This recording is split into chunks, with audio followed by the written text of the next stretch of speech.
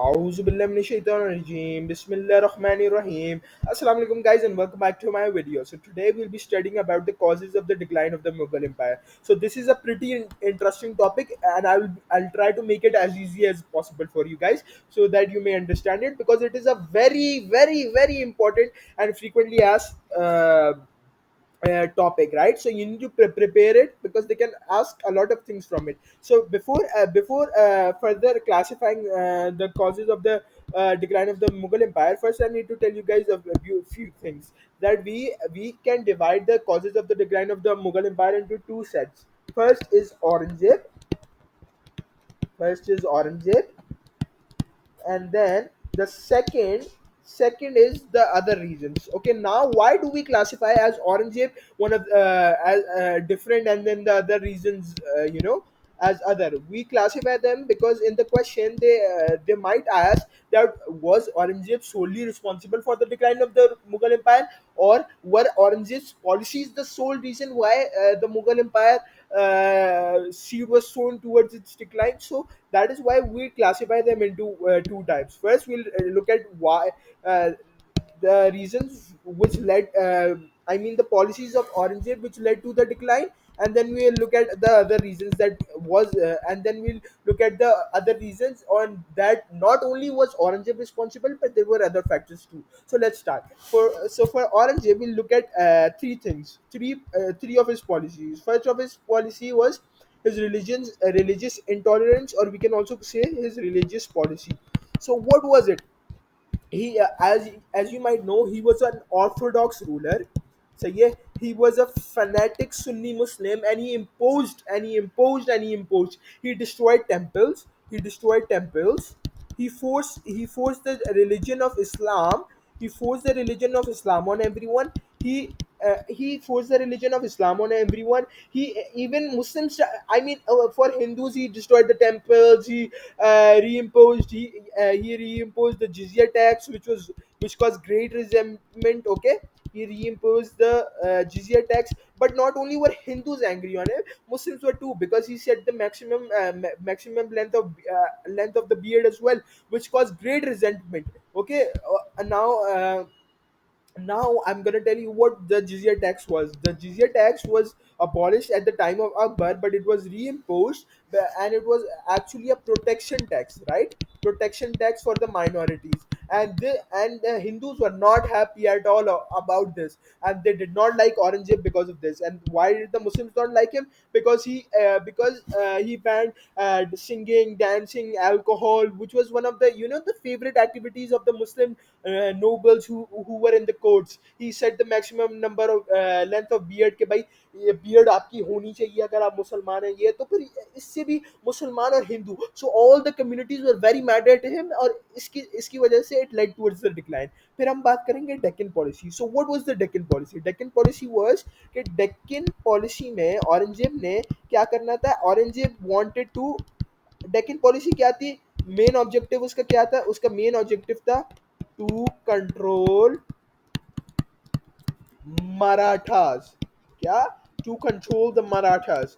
This was his objective. Now what did he do to control the Marathas? So what he did, what I'm sorry, to control Marathas. I'm sorry, yeah. So what Deccan policy कैसे decline की तरफ गई, right? सो Deccan policy में मराठास को control करना था, क्योंकि Marathas were of great opposition to the Mughals especially. So to in order to control them, what he did was, in order to control them, what he did was he spent all the wealth in the Mughal treasury. He fought with the Marathas for 25 years. Can you guys imagine? He fought with them for 25 years, which resulted in not only of the emptying of the Mughal treasury, as well as it caused him being away from the north for 25 years. As he was away, so the whole Mughal system was thrown out of gear.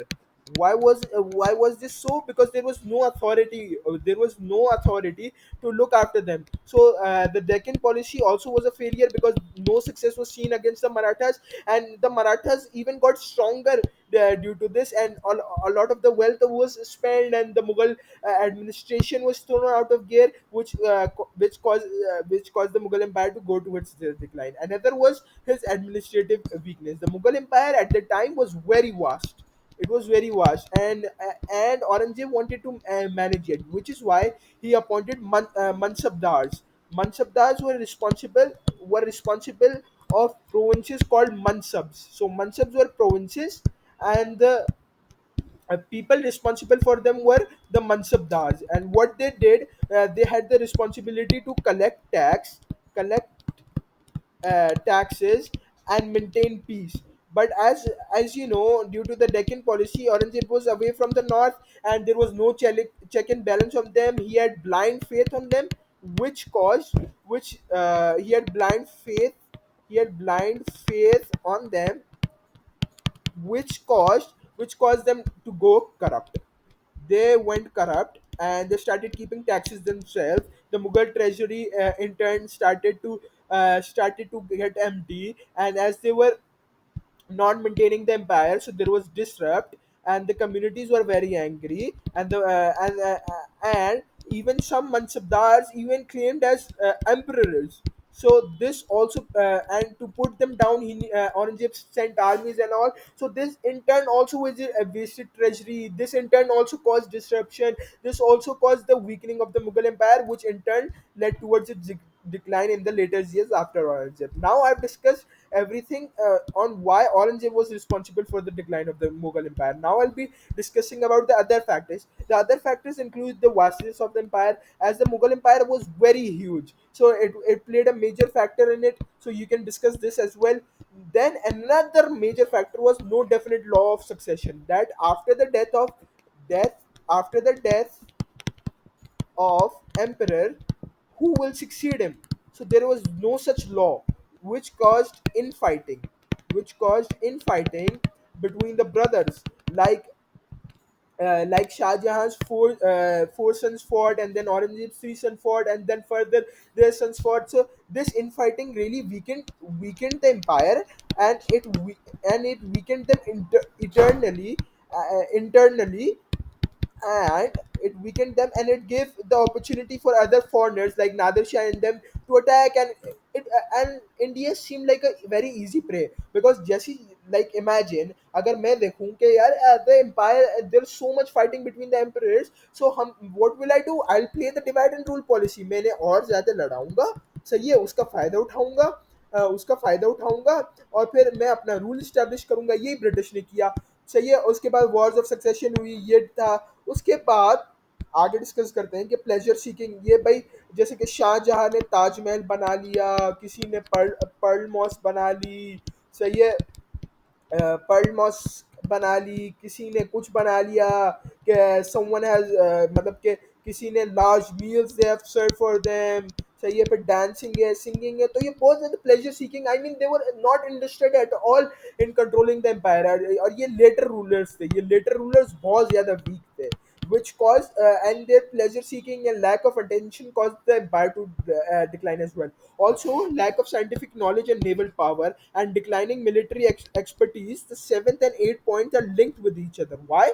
Because lack of scientific knowledge and naval power and declining military expertise are linked, because by when क्योंकि Mughals were in power, सही है, in the subcontinent they were in power. So what they did was they didn't improve themselves, सही है, they did not improve themselves, and they only thought of improve themselves. They only thought that their rule will continue forever. So which is why they didn't improve themselves. But others like the British, they were improving themselves constantly. They were developing their naval force. They were experimenting on new weapons. And when both of these parties faced each other, the Mughals were completely outnumbered in terms of weapons.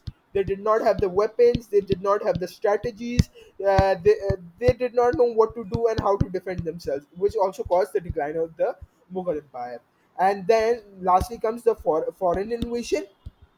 The foreign invasions of Nadir Shah and Nadir Shah of Persia, then Ahmad Shah Abdali. This also weakened the empire. And then the last nail in the coffin was the arrival of the British. अगर इस पे आप बात end करेंगे, your 14 mark answer, so this will definitely get you full marks, because arrival of the British is a very strong point, because arrival of the British, as I told you, they were strong in all aspects. So arrival of the British was the last nail in the coffin, was the last nail in the coffin, because British आए, उन्होंने they played the divide and rule policy, उन्होंने आपस में लड़ाया, और उसके बाद फिर आखिरकार 1857 में, after the war of independence, after the WOI means War of Independence, they secured they secured their rule, and and became and India became British India. Unfortunately, we lost in the War of Independence 1857, and India became British India from now on. And this resulted in the decline of the Mughal Empire, and the huge mighty empire once had declined. Thank you guys for watching. I hope you guys liked it. Please share, and thank you for watching this video. Take care, and Allah.